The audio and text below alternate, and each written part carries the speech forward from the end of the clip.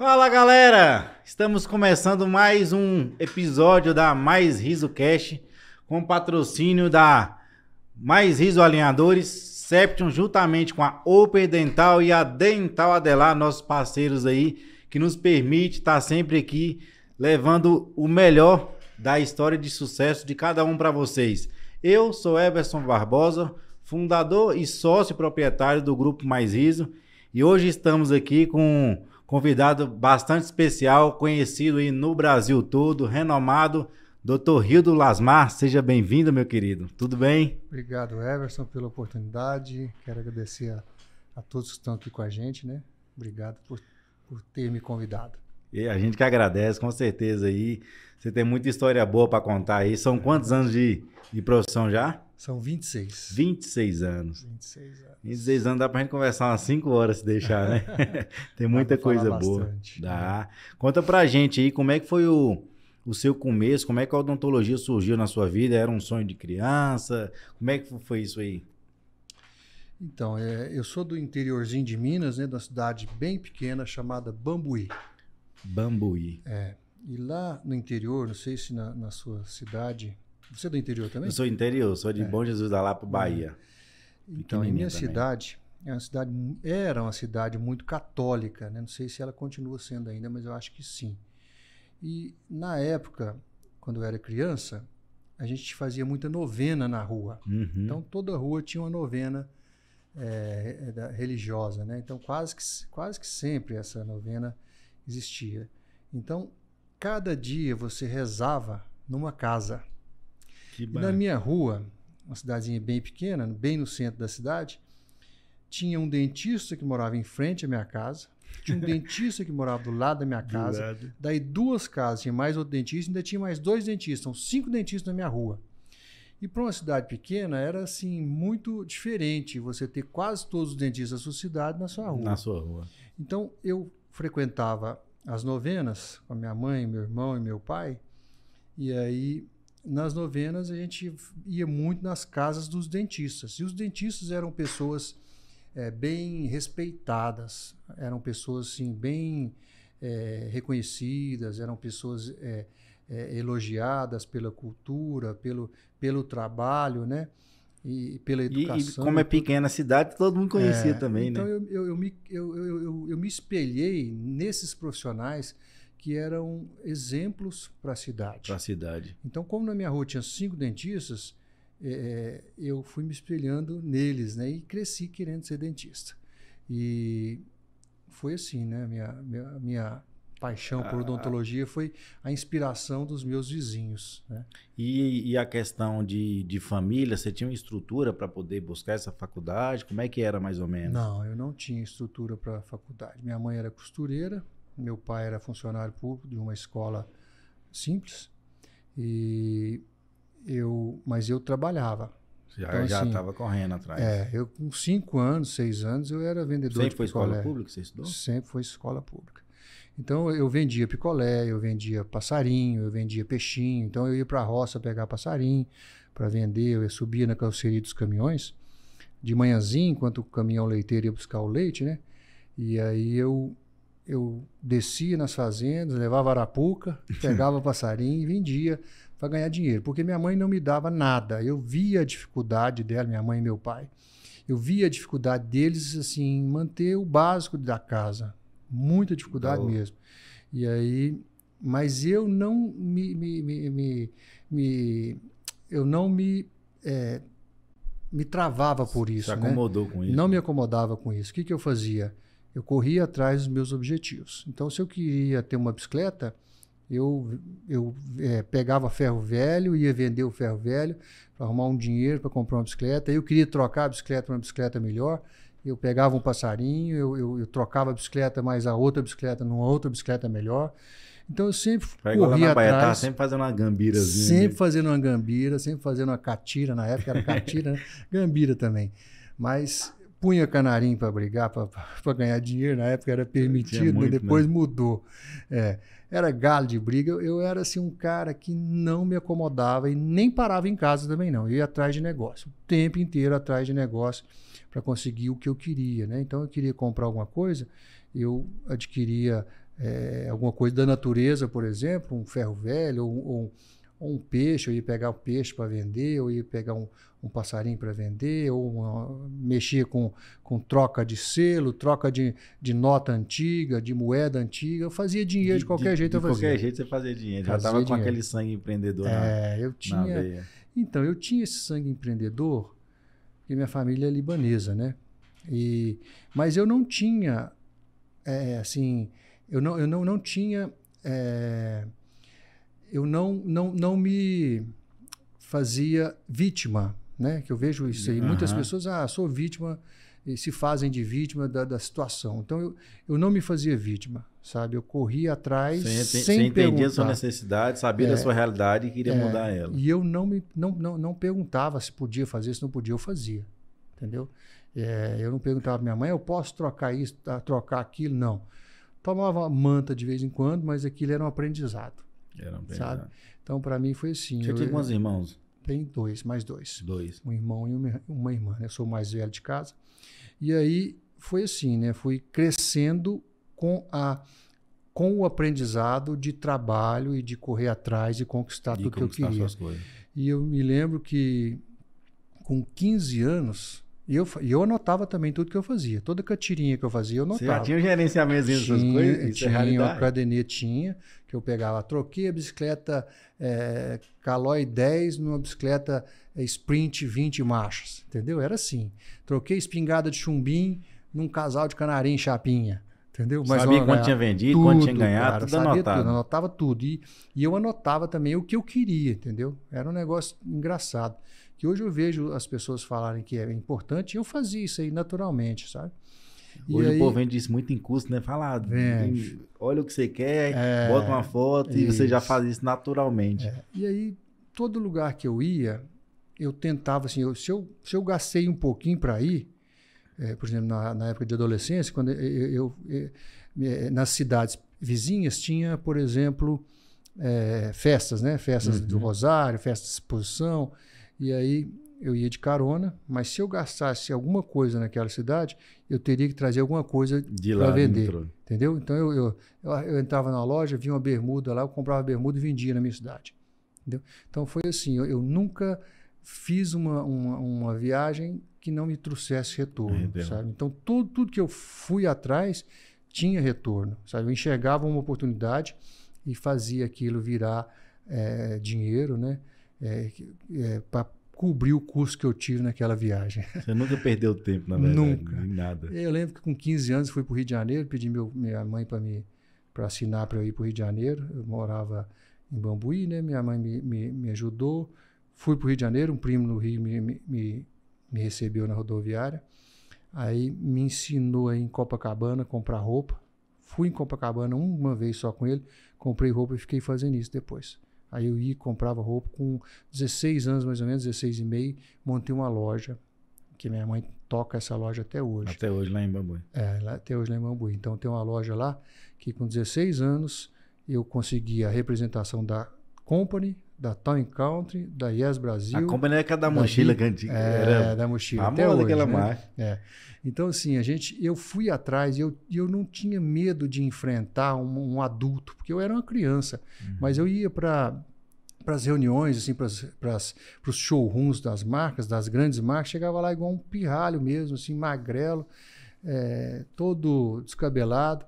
Mas eu ia lá e falava assim, as pessoas desfilavam, eu escolhia, quero isso, aquilo, entendeu? Então eu não sei se eu não tinha discernimento da minha idade, da minha função ali, né? Mas eu achava que eu estava de igual para igual. De igual para igual. Não tinha preconceito comigo, sabe? Eu não me sentia inferior. Você não mesmo se via pequeno, né? Não, e aí acabou eu fazendo essas compras, vendendo, até montar a loja. Montamos a loja existe até hoje, deve ter uns 35 anos.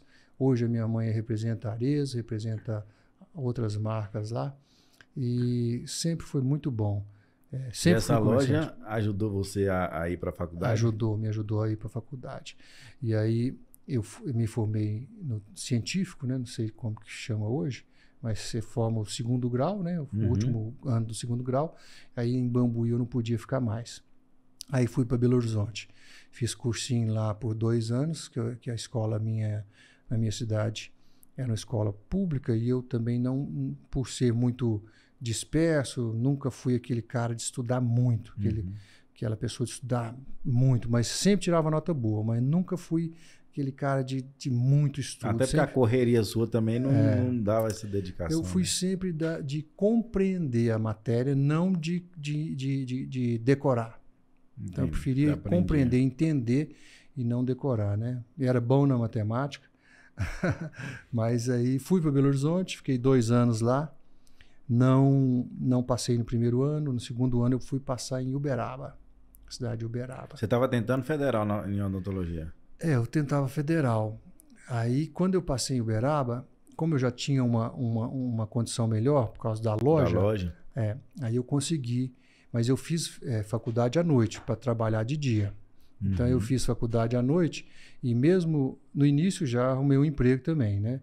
Fui ser vendedor de consórcio. Não sei se na época consórcio não era de carro, era de geladeira, de televisão, de liquidificador. Nas Casas Bahia fazem muito isso, né? Eu acho. Faz ainda, né? Então, eu era vendedor de consórcio. O consórcio nacional ABC, da ABC Algar, que era de Uberlândia. E aí eles colocavam a gente numa Kombi, a gente punha pastinha com a foto dos produtos, pastinha com plástico e tudo, eu tocava a campainha, hoje nós vamos visitar o bairro da Santa Marta. Aí descia na Santa Marta, tocava a campainha, eu sou do Consórcio Nacional ABC Algar. Era o porta em porta mesmo. Era porta em porta. Aí eu mostrava, você tem televisão, você não quer trocar a sua televisão, vamos fazer um consórcio, é uma maneira de economizar.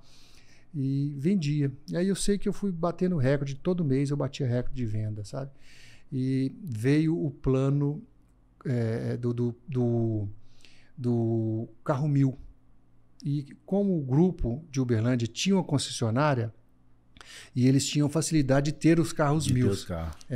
Então, eu como vendedor de consórcio, comecei a vender consórcio de carro, que a porcentagem que a gente tinha era a mesma, mas o carro dava mais lucro. Então, eu lembro que uma vez eu vendi 50 carros só para um lojista, de uma vez. Cara, aquilo para mim era assim, uma alegria. Então, e a disputa por ter cota para carro era grande, né? Então, assim, eu era muito moleque, eu ia em todas as garagens. Quantos anos já nessa época? Há uns 20. Uns 20, né? E aí eu ia em todas as garagens, que é amigo de todo mundo, e vendia muito consórcio de carro. Foi até eu abrir uma loja de carro. Chegou a abrir uma loja de carro? Abri uma loja de carro também com um colega que chamava Roberto Calil. E aí nossa loja chamava Boas Mãos. Era de seminovo, não? Seminovo. E aí eu tinha muita inflação, então eu comprava o carro de manhã, à tarde o preço já era outro. Era assim. E eu decorava o jornal Classificados de Uberaba, eu decorava. E todo domingo na feira da estação, onde tinha o encontro de quem queria vender o carro. E eu era tão assim viciado em venda que eu lia o jornal, eu sabia de quem que era o carro, a cidade era grande já, mas eu já sabia de quem que era o carro. E se eu olhasse para você, eu sabia se ia vender o carro ou não. Cara, é tão engraçado que eu te via, eu falei assim, esse cara vai vender esse carro. E aí eu ia atrás de você e te comprava o carro. Eu tinha uma previsão muito forte e uma sensação do momento exato de abordar o cliente. Sabe? Então, antes do carro entrar no jornal, eu já abordava ele às vezes. E eu decorava, esse carro saiu, esse carro não está aqui mais, já vendeu, esse carro entrou. Antigamente tudo que o povo ia vender já ia pro classificado, né? Era só jornal. Não existia internet, né? E não existia nem celular ainda. Nem celular ainda. Então era assim, aluguel de telefone para quem tinha, né? E era caro, não era barato. O telefone uma linha de telefone era o preço de um carro. O preço de um carro. Então foi assim, eu estudei à noite, trabalhava de dia. Nesses intervalos ainda ia para Rio de Janeiro, pegava um ônibus em Uberaba às 6 da tarde, descia às 6 da manhã no Rio de Janeiro, fazia compra no mesmo dia, às 6 da tarde voltava para... E mandava as compras para sua mãe lá? Não, ia com a sacola. Isso aqui ficava tudo cheio de vergão. Tudo cheio de vergão. Amarrava a boca de saco aqui, um de um lado do outro, e ia dentro do ônibus, dentro da lotação, né, cara?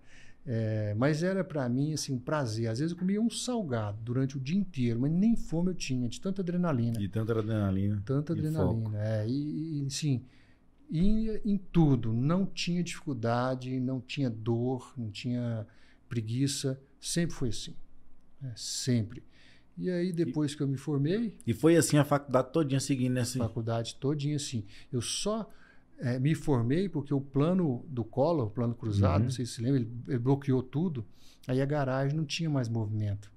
E aí eu sabia que a profissão de odontologia era uma profissão eterna, e que porque senão eu acho que eu nem tinha formado, porque eu estava indo muito bem. Você estava indo muito bem no negócio, né? Muito bem no negócio. E aí depois eu pensei, não, vou largar isso aqui e vou para a minha profissão. E me formei. Quando eu me formei, todo mundo que se forma, né, se está no seu estado, o normal é você ir para a capital. Então eu teria que voltar para Belo Horizonte. Só que eu fui para Belo Horizonte, fiquei uma semana depois de formado, e vi que Belo Horizonte era uma cidade muito grande, que era uma cidade que às vezes eu ia ser uma pessoa assim muito desconhecida por ter muita gente já lá, né? Então eu falei, vou para uma capital que não seja tão grande. E eu tinha na cabeça o nome Goiânia como se fosse assim, uma mulher bonita, sabe? E Goiânia estava pequenininho, pequeno ainda, né? Cidade nova. E eu falei, cara, eu vou para Goiânia. Tinha um colega de República comigo que era daqui. E aí eu pedi para ele ficar na casa dele. Eu vim para Goiânia numa quinta-feira à noite. Cheguei aqui à noite. Eu lembro que eu tinha uma Paraty. E aí, você veio parar em Goiânia simplesmente, você falou, vou escolher uma capital e vai ser Goiânia. Eu vim para Goiânia. Nunca tinha vindo. E aí eu vim, cheguei na quinta. No dia seguinte, na sexta-feira, eu vesti branco, fui para o centro e arrumei 2 empregos. Fui para o centro, fiquei 2 empregos. E era veio só com diploma de braço no braço? Só com diploma, E era começo de ano, depois veio o carnaval, eu fiquei 1 mês trabalhando, 2 meses mais ou menos. O carnaval, a dona queria fechar a clínica, falei, não, deixa a clínica aberta que eu vou trabalhar. Aí combinei com a secretária me ajudou. Mesmo com essa correria que você falou que assim, já chegou trabalhando. Você teve um suporte muito bom dentro da faculdade, mesmo depois você focou, você conseguiu sair muito bem preparado lá dentro já para ir para um clínico geral? Porque... consegui, porque a faculdade é muito boa. A faculdade de Uberaba, na época, ela tinha sido multada por excesso de carga horária. Eu lembro que todo aluno da faculdade de Uberaba era pego para ir para o Exército. Entendi. Que era uma faculdade que todo mundo sabia que estava formando gente boa. E ali, se você não estudasse, você não passava, né? Não é que se você não estudava. Eu nem caderno eu tinha, mas eu sabia fazer. Igual eu te falei, eu concentrava para me entender, não para me decorar. Então, acho que o caderno eu ia decorar, mas se eu entendesse a matéria dentro da sala ali, estava perfeito para mim, que eu acho que ainda tem que ser assim. Se você entender, você não precisa decorar. Curiosidade antiga, é porque hoje essas faculdades, elas são todas, como é que se diz? Integral, né? Sim. E antes eles estavam fazendo só à noite. Só à noite. E dava para fazer prática do mesmo jeito? Era mesma 5 coisa. anos, tranquilo? Sim, mesma coisa à noite. E a prática era final de semana. Era final de semana, entendi. Foi muito bom isso para mim. E tinha clínica à noite, né? A clínica à noite também funcionava igual a clínica de dia. Só que a faculdade à noite era 1 ano a mais. Então eu fiz 5 anos e a diurna era 4. Entendi. Odontologia noturna, 5 anos, odontologia diurna, 4 anos. Então eu fiz em 5 anos. Bacana, mas que hoje é difícil ter faculdade de odontologia à noite, né? Mas eu acho que é uma necessidade. É uma necessidade, né? Eu acho que muita gente quer fazer odonto, não faz porque trabalha. E se a faculdade funcionasse à noite, teria o curso cheio. Isso é uma dica, hein? Não, e realmente eu falo que até uma vez busquei para fazer, assim, por estar no ramo, né? Eu falei, se tivesse, mas não dá para separar o dia para fazer. Dá. Mas vamos voltar lá aí onde você... Aí achou um emprego e mesmo no carnaval estava trabalhando. Mesmo no carnaval estava trabalhando. Nunca tive preguiça, né? E aí, com 3, 4 meses mais ou menos de clínica, uma colega minha que formou comigo me chamou para montar uma clínica, né? Eu estava de empregado, aí eu vendi minhas coisas, montei uma clínica, ela desistiu da profissão, eu fiquei com a clínica sozinho. Vocês chegaram a montar essa clínica lá? Começamos a montar. No centro, na Rua do Lazer. Não sei se você conhece a Rua do Lazer aqui. Rua do Lazer? É uma rua que não passa carro, é entre a 4 e a 3. Lá perto da Anhanguera? É no centro. Sei, perto do mercado ali. Então tinha uma rua ali, chamada Rua do Lazer, e essa rua é onde eu montei o consultório, num apartamento no 2º andar.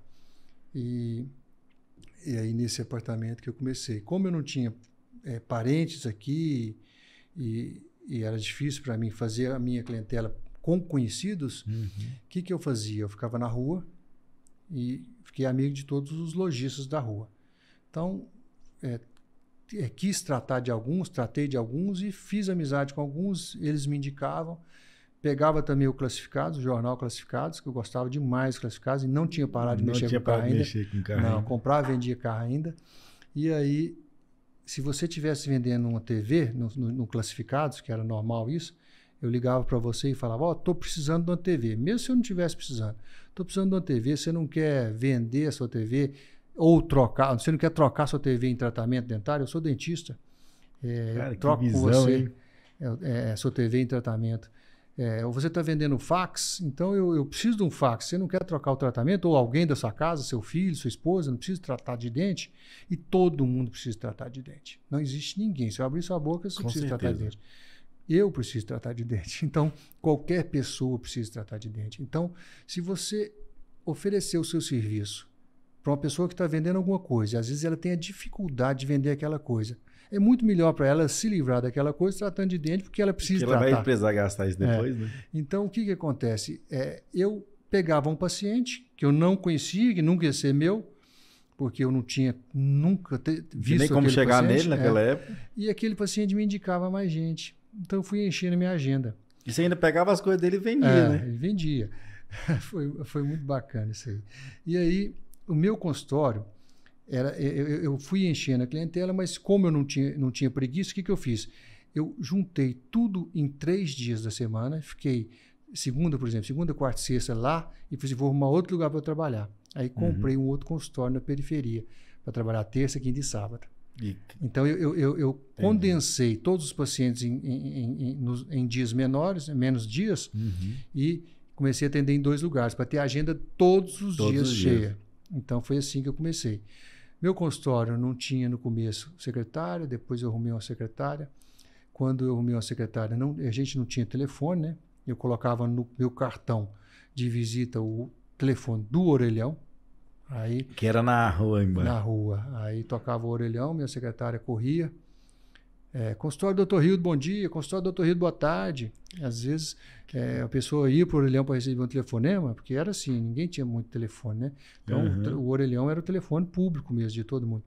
Aí a minha secretária estava atendendo as chamadas. De todo mundo, né? Todo mundo, porque tinha muita gente me chamando. E graças a Deus foi assim que a gente começou, né? E hoje eu tenho um consultório ainda na periferia, que eu adoro. Tá. O primeiro está lá até hoje. Tá, é um dos primeiros está lá, assim, né? Porque o primeiro foi na Rua do Lazer, esse foi o segundo. Depois disso eu montei outros consultórios, vendi todos funcionam até hoje. Montei uma farmácia também que está até hoje ali funcionando no setor oeste. Mas foi assim, sempre tudo enxergava oportunidade. Você via e fazia. Sabe? Ou seja, empreendeu em todas as áreas, né, praticamente. Todas as áreas, E foi assim que eu comecei. E na odontologia, qual era a sua primeira especialização? Você começou com o quê? Além de clínico geral, você chegou a fazer alguma especialização, alguma coisa? Quando eu vim para Goiânia, eu tive a oportunidade de fazer um curso chamado Escola Superior de Guerra. Eu fui convidado pelo pai de uma colega minha, que formou comigo, ele era juiz, para fazer esse curso. E aí, esse curso me trouxe muita gente importante para perto de mim. Então, hoje, tem até políticos que atuam até hoje, que fizeram curso comigo, de Escola Superior de Guerra, que era de política e estratégia. Era um curso que te ensinava a política, ensinava como você faz para defender o país, né? No caso de uma guerra, como você faz a administração de um país, porque esse curso ele faz com que a pessoa tenha interesse em ser político. Em ser político. E como eu era muito articulado, e já passou pela minha cabeça antigamente em ser político, né? E aí eu fiz esse curso. Nesse curso eu conheci muita gente da maçonaria, e aí eu virei maçom também. Virou maçom. Que também foi bom para mim. Até Na hoje, época era um network muito bom, né? Muito bom. É muito bom ainda, né? A maçonaria é muito bacana. E a Escola Superior de Guerra também é muito bacana, que era muita gente do Exército, muita gente importante, né? Estava lá com a gente. Então, eu fiz esse curso, foi também um marco para mim, né? Você fazer um network. Porque é importante você ter um network para você ter mais condições de mostrar que qual profissional você é, né? Às vezes a pessoa mora num prédio que tem um vizinho de baixo, do lado, de frente, precisando de tratar de dente, desce no elevador e o cara não sabe que ele é dentista. O cara não sabe que tem um dentista ali em cima. Então é importante você se mostrar, né? Então é importante você ter um network, você ter... Isso é vice-versa, que às vezes tem muitas pessoas que têm outros produtos que você precisa também e de certa forma facilita para você, né? Então, assim, eu frequentava igrejas, né? Eu frequentava clubes, o que eu podia fazer, eu fazia. Para me estar no mostrar meio ali, né? como profissional, né? Como dentista. Porque era disso que eu vivi e é disso que eu vivo. E antigamente não tinha muito esse negócio de internet e tal, então você tinha que buscar esses meios de estar buscando onde é que as pessoas estavam para você poder apresentar seu trabalho, né? Sim, não tinha internet. Internet e aí, você partiu para alguma especialização específica, alguma coisa? Eu Porque não tinha, naquela época não tinha estética. Naquela época era dor de dente mesmo. Eu fazia muita restauração. Para ganhar dinheiro, você tinha que fazer muito volume. Eu fazia muito volume, até ganhava dinheiro. Porém, começou a fase da ortodontia.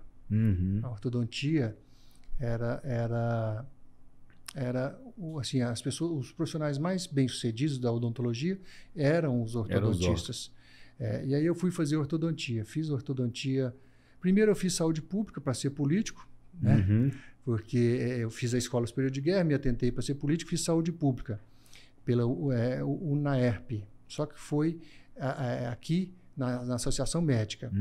Então fiz saúde pública, não usei para nada. Depois fiz ortodontia lá em São Paulo, em Campinas. Nesse período, e assim, eu nunca comprei as coisas para mim. Eu sempre investi na profissão, investi em instrumentais e investi em estudos para eu saber fazer, para depois eu ganhar. Para depois você ganhar mais. Então, o que eu fiz? A ortodontia estava no auge, eu fiz ortodontia. E aí, quando eu acabei a ortodontia, estava começando a implantodontia. Aí, se eu atendia 10 pacientes fazendo orto, e se eu fizesse um implante, é como se eu eliminasse os 10 de orto para ganhar o mesmo que um implante. Então, eu comecei a fazer orto e implante, clínica geral. Aí eu vi que o implante era muito bom, e é muito bom ainda, e orto também é muito bom, né? Mas eu imaginei a estética também, sabe? Porque tudo que eu fazia, implante, orto e restaurações... Estava levando para aquele caminho, né? E aí eu falei, cara, eu acho que eu vou fazer estética. Aí, quando eu fui fazer estética... Eu lembro quando eu fui fazer implante, os ortodontistas amigos nossos falaram, poxa, cara, o que você está fazendo? Por que você vai fazer implante? Você já é ortodontista. Eles se sentiram até ofendidos. Eles eram muito presos também, né? Antigamente o povo escolhia uma especialização e ficava ali e fechava E achava que aquilo era assim... Se você mudasse, você estava mostrando a insatisfação. E eu não importava com isso. Era meio que uma falta de respeito, né? E eu fui até, assim, chamado para... Poxa, você está fazendo um implante, por quê? Para que isso? Está desfazendo da classe. E não era isso, não tinha nada a ver. Você estava com outra Eu estava fazendo um complemento para você fazer melhor, entendeu? Então, assim, porque às vezes a pessoa tem só uma especialidade e ela acha que aquilo vai resolver tudo. E ela precisa de outras coisas. Perde muito paciente com isso. Perde paciente com isso. Ele vai para outros cantos. Então eu sabia fazer o implante, eu sabia distalizar, mesializar um dente para fazer o implante no lugar certo, eu sabia fazer uma restauração estética com resina, e aí começou aquele negócio de lente, né? Estava começando. Aí eu falei, vou fazer estética. Então a primeira turma do Baratielli em Goiânia eu entrei. Entendeu? Do Baratielli. E aí eu fui fazer estética. E aí eu fechei o negócio, que era orto, implante e estética para mim. Sabe? Fechou o ciclo ali dentro da clínica. Então eu sabia o que eu tinha que fazer, então eu sabia o que eu tinha que indicar. Então, e aí eu continuei fazendo todas as especialidades, né? Junto. E foi a estética também era bem fraquinha naquela época. Era não fraca, tinha essa fama que tem hoje. Não tinha. Mas o amadurecimento dela me fez amadurecer junto, né? Então foi bacana para mim isso aí, porque eu fui entendendo passo a passo o que era a estética. Para finalizar. E hoje eu entendo de implante, entendo de orto, né? Hoje a gente é credenciado com Invisalign, que eu acho fantástico, Invisalign. sem propaganda nenhuma, mas eu acho. Não, de boa. Então, assim, implante também, hoje a gente usa... Viajei de graça por marcas de implante pelo mundo, porque eu fazia muito implante também. Tudo que eu pegava fazer, eu fazia muito. Então, eu fazia 100, 150 implantes por mês, sabe? Era muita coisa. Atendia, assim, 50, 60 pacientes de orto por dia. De orto? De orto por dia.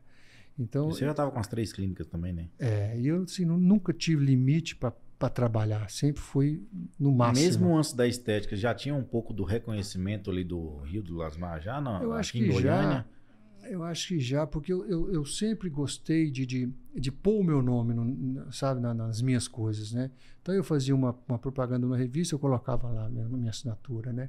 Então eu fui assim, e na época não tinha internet, tinha revista, então eu fazia revistas, fiz até a Veja muitos anos, colocava uma propaganda minha na Veja, que eu achava que era importante, né? E foi assim que a gente foi... Então, sempre como você fazia parte de vários grupos, foi onde você conseguiu entrar ali, vamos dizer, para a classe A da sociedade e trazer aquele pessoal para dentro da sua clínica e vocês crescerem junto praticamente, Isso. né? Eu, assim, nunca me importei de trabalhar, né? Igual eu te falei. Então, eu não eu me importava com uma coisa, de ficar parado. De ficar parado. Ficar parado para mim é prejuízo. Porque se você ficar parado e não estiver dormindo, se estiver acordado, você vai estar gastando energia do mesmo jeito. Então eu prefiro ficar parado, trabalhando de graça, do que ficar parado sem fazer nada. Entendeu? Então, assim, se eu não tivesse paciente para me pagar, eu fazia de graça. Fazia de graça, arrumava um jeito. Fazia de graça. Eu tinha um paciente que eu gostava de fazer a permuta, né? Então tinha um paciente lá que era epilético e ele não tinha condição de tratar. E aí esse paciente me ajudava a distribuir panfletos nos finais de semana, no domingo, por exemplo. Então eu ia lá para o Morro do Além e saía tocando campainha e entregando. Eu sou o dentista ali de baixo. Se precisar de tratar, estou ali. Entendeu? Então eu não tinha preguiça disso, sabe? Eu lembro que tinha um cara também lá no Urias, que tinha uma bicicleta, ele tinha o apelido de Chimbica. E o Chimbica andava com um microfone e uma caixinha de som na frente, anunciando consultório do Dr. Rildo e tal, porque eu dei para ele um par de dentadura. De dentadura, né? Aí um dia a esposa dele foi no consultório e disse, o Chimbica chegou lá em casa outro dia, vem cá para você ver, aqui no quintal tem um defunto aqui, o cachorro tinha pegado a dentadura dele enterrado, sabe? Enterrado. E aquilo era assim, eu não deixava de fazer as coisas, sempre fazia uma troca. Meio que você estava ganhando, estava buscando. Então eu estava aprendendo, se eu tivesse fazendo de graça, eu estava aprendendo. Eu estava conquistando mais um paciente para me indicar, mesmo que aquele que eu estava fazendo não tivesse dinheiro para me pagar, ele me pagaria com indicação. Entendeu? Me pagaria de alguma forma. De alguma forma, entendeu? Então, a gente não deve se prender ao financeiro. Tá? Você pode até querer o financeiro igual eu corri atrás e corro ainda, né? É normal, mas você não deve se prender a ele diretamente, você deve fazer por onde ele chegar. Se você pensar só no dinheiro, você não faz nada, porque você vai ter que gastar para ganhar. De qualquer jeito. Então, eu gastava o material, gastava os equipamentos para ganhar depois uma recompensa de uma indicação, ganhar depois uma ajuda na distribuição de panfleto. Tudo. Então, assim, a gente nunca pode pôr o dinheiro na frente. Você pode querer o dinheiro e deve, mas você não pode pôr ele na frente, porque senão você não tem coragem de gastar ele para ganhar. Entendi. Então, se você não tem um copo desse para vender, como é que você vai ganhar dinheiro? Você precisa comprar para vender. Você tem que gastar de qualquer forma, né? Você tem que gastar de qualquer forma, previamente. Né? De qualquer jeito. Então isso é importante. Você fez muito isso na questão de lente, no começo, porque era caro, né? A gente tá falando assim, até hoje não é uma coisa barata. Né? Imagina antigamente que tinha questão de laboratório e tal. E você tinha que investir ali em alguém, na cobaias, para poder mostrar um pouco o seu serviço. Não, lente não teve essa fase de fazer o serviço de graça, né? Não era lente. Às vezes você precisava de ter uma divulgação de alguém com mais relevância. Entendi. Então, quando a pessoa fala assim, vou fazer um serviço numa pessoa importante, né? Aí você acha que só você está dando. Você não enxerga quanto aquela pessoa vale. Sim. Que eu acho errado, né? Se a pessoa achar, por que você está fazendo isso na tal pessoa? Você acha que ela tem o preço dela, ela vive daquilo. Você vive de dente, ela vive de imagem. Entendeu? Então é uma permuta às vezes, né? Aí você que vai mensurar. Essa pessoa, ela vale a pena estar comigo por tanto ou não estar comigo. Tem gente que não vale a pena por nada. Talvez até uma propaganda Porque você negativa. tem que juntar também a índole da pessoa, Sim, a pessoa não em si, fora, né? Sim, você tem que ver quem é a pessoa. Aquela pessoa soma para estar com você, né? Porque às vezes a pessoa não vai somar, então não vale a pena. Mas essa questão de lente, porque a lente já é um custo alto, né? Então não dá para você fazer de graça, nem fazer. Você tem que cobrir o seu custo, né? Que não é barato. E como é que você começou a lente bombou assim pro Rio? Porque você veio com tudo, teve as clínicas, você até me falou que vendeu elas depois, né? Para focar nessa do Alphaville, né? Do Oeste do Alphaville, Aquela lá veio só específica para estética, foi depois ou você já estava fazendo antes? Não, eu já estava fazendo antes, já tinha feito muita lente. Uma das coisas que eu me diferenciei e que eu acho que isso me tornou um pouco... que me tornou diferente, foi a questão de preservação de dente. Tá? As pessoas falam, não tem jeito de fazer lente sem desgaste. Quando eu... Isso é um assunto até um pouco polêmico, né? Polêmico, eu sei. Mas quando veio a tecnologia e você começa a ter uma lente mais resistente, um material mais resistente, aí você começa a ter oportunidade de ter uma lâmina mais fina e mais resistente, né? Aí vem a questão da periodontia, falar, tem degrau, não tem degrau, e você imagina uma resina. Tipo, eu já vi gente com problema periodontal sem lente, sem resina. Sem resina. E já vi gente sem problema periodontal com lente, né? Então, depende muito do paciente. Não significa que uma lente ou que uma restauração ou que até não tenha nada vai ter problema periodontal, não depende do paciente. Se o paciente não escovar, qualquer paciente vai ter problema, né? Então, eu via muita gente falar, a resina, ela é mais saudável, né? Porque ela talvez não tenha um degrau. Mas se você souber polir, se você souber disso e fizer o acabamento certo, você vai fazer uma porcelana como se fosse uma resina, porque ela é cimentada com a resina por baixo. Então, vai muito do seu bom senso, da sua visão futura. E não é qualquer paciente que você pode pôr lente. Se você olhar um paciente com má higiene, você não pode pôr lente nele. Não tem nada a ver. Você sabe que aquele serviço que você está fazendo vai quebrar, vai estragar, vai adoecer mais ainda o paciente. Então, não é qualquer paciente que você pode pôr lente. Se o paciente não tiver educação para escovar, você não pode fazer nada, nenhuma restauração. Primeiro você tem que educar o paciente, né? Então, tem uma frase que eu falo que o mundo está tentando preservar e a odontologia não é diferente. Então, quando começou a lente, muita gente tinha medo de fazer porque não era lente, era quase que uma coroa. E o desgaste era muito, O desgaste era tão grande que, assim, cara, eu não tinha coragem de desgastar o dente daquele Você não jeito. chegou a fazer nenhum tipo de trabalho com aquele desgaste? Nunca, porque aquilo era irreversível. E um dente é caro. Imagina se você faz um desgaste daquele num paciente e o paciente quer o dente de volta. Não tem como. Não tem como, entendeu? Então eu pensava no reverso. Sabe, existia na implantodontia o planejamento reverso. Lá na frente já. Então eu já pensava lá na frente. Então o que eu fiz? Cara, eu não vou desgastar o dente. Porque se o paciente não gostar, eu posso tirar. Entendeu?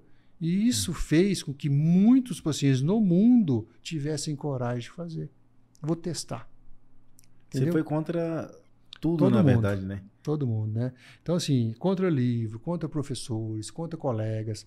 Só que depois foi tendo uma onda disso aí também, entendeu? Todo mundo foi... Viu que deu certo, viu que deu certo, aí o desgaste foi menor, as pessoas não tinham coragem mais de fazer aquele dente de tubarão, né? A gente vê em propaganda e até hoje tem gente que fala, vai ficar dente de tubarão. Cara, uma das pessoas que mais fez aquilo acabar, acho que foi eu. Porque eu eu que falei zero desgaste. Tem como, né? Zero desgaste. Então, assim, eu fiz muita lente zero desgaste e faço até hoje.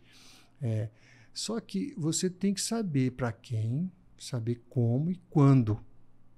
para conseguir entregar esse zero desgaste, mesmo para paciente que às vezes não tinha essa possibilidade, você trazia antes ali um tratamento ortodôntico, um acompanhamento para depois chegar nesse...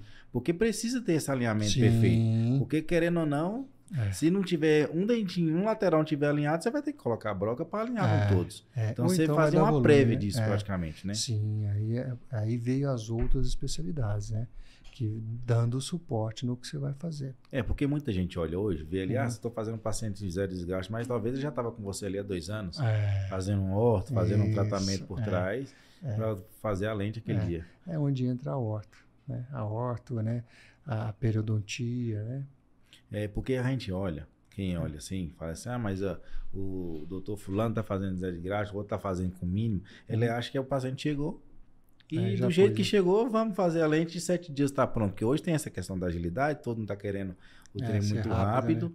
E pelo que você está falando, inclusive eu até conhecendo hoje também, você tinha um processo por trás para poder entregar aquele resultado, mesmo que demorasse muito tempo. Tem que ser assim. Porque senão não funciona. Não funciona. Né?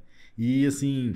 Hoje você faz muito retrabalho, você pega essas coroas, você deve ficar até com dó. Fala, meu Deus do céu, como é que tá isso? Hoje a gente tem um laser para remover a lente, né? O laser ele tem várias funcionalidades, mas a que a gente usa é especificamente, basicamente, para remover lente, né? Então é um equipamento que a gente não precisa da broca para tirar o que foi feito. Então você consegue ver exatamente o que foi feito lá atrás. Sim, e aí a gente vê muito trabalho que a gente mexe, né? Você chegou a remover lente de um paciente que você fez há 10 anos atrás, você fez sem nenhum desgaste mesmo naquela época, e olhou hoje, estava em perfeito estado, isso manteve a saúde? Sim, porque tem muitos pacientes assim. As porcelanas de antigamente, elas não têm a mesma beleza de hoje, nem a anatomia delas. A prótese também evoluiu muito. A prótese evoluiu demais, nossa. Então, assim, um dente antigamente que era visto lindo, ele era lindo porque ele talvez seria claro, né? Mas hoje ele não é bonito só por ser claro, ele tem que ter anatomia de dente, ele tem que ter incisais translúcidas. Então a porcelana, mesmo que tenha sido feita perfeitamente há 10 anos atrás, esteja perfeita igual a 10 anos atrás, ela é diferente da de hoje. Não era só adaptação, né? Não é só adaptação. Ela é diferente de hoje. Então ela tem hoje a gente faz um dente mais reto na vestibular, né?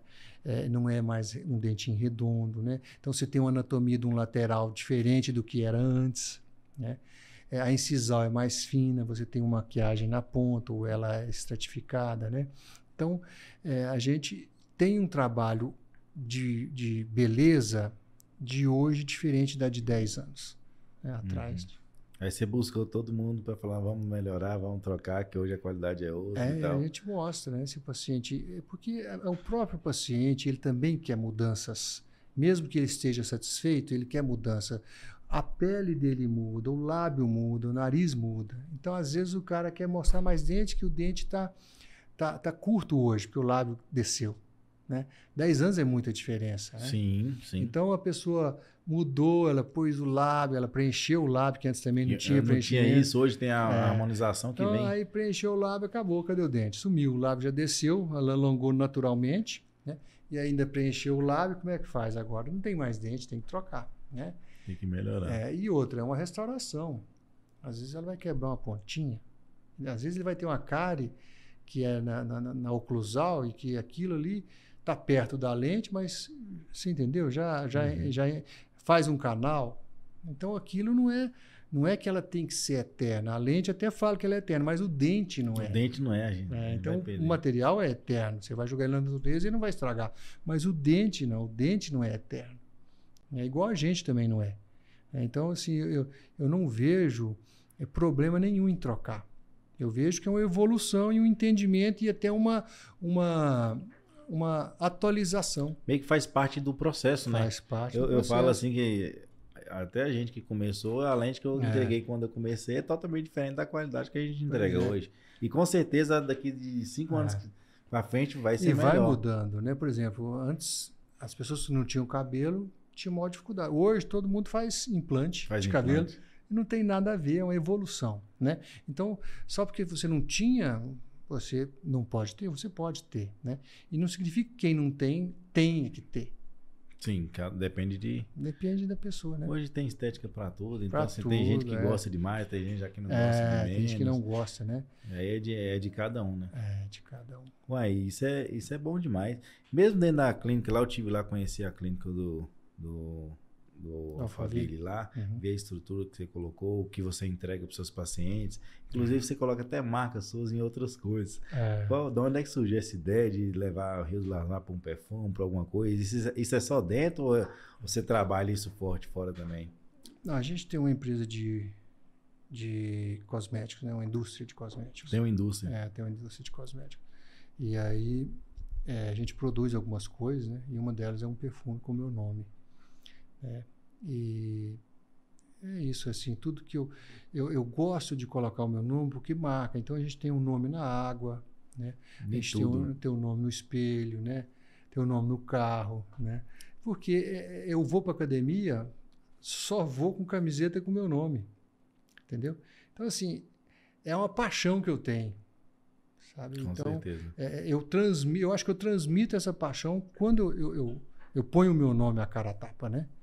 Entendeu? Então, assim, você já percebeu que por exemplo, o que é uma Magazine Luiza? Não é um gigante? Sim. Um Ricardo Eletro não é um gigante? Então, um Yves Tanguy não é um gigante?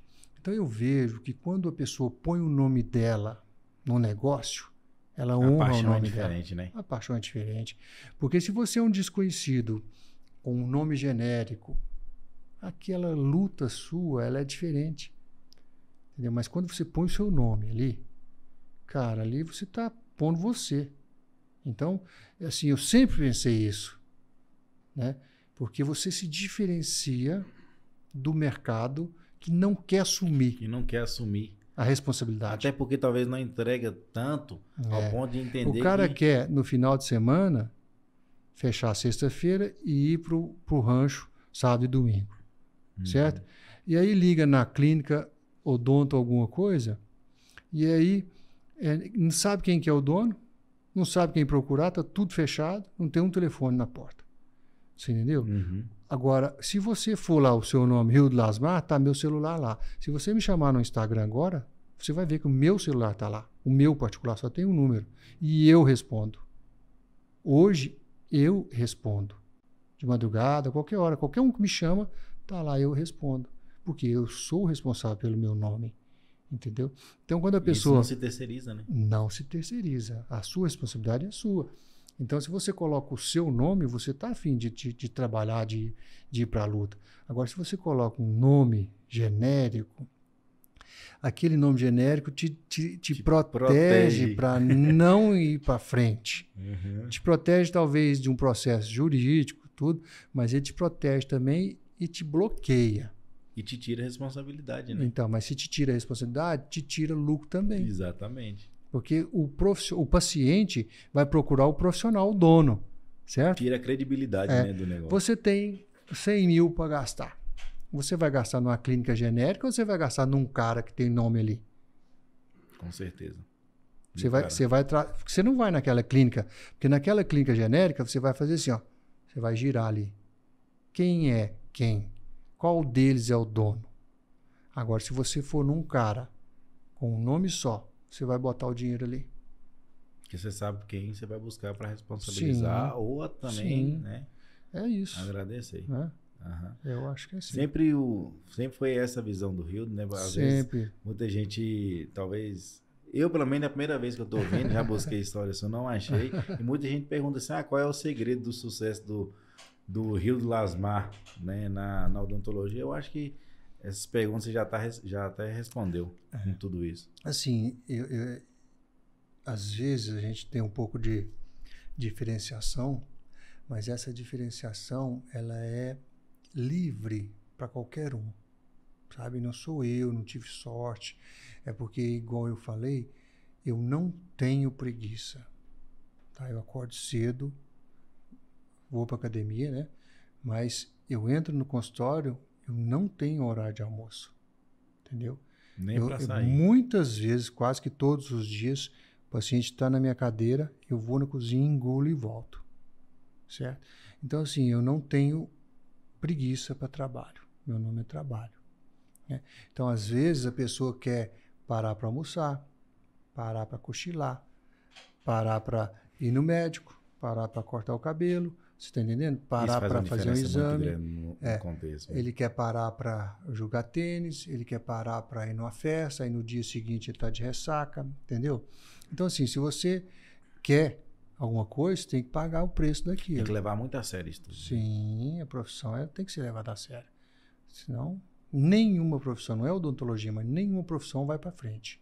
Se você não levar a sério, você pode pegar a profissão que for. Não vai para frente se você não levar a sério.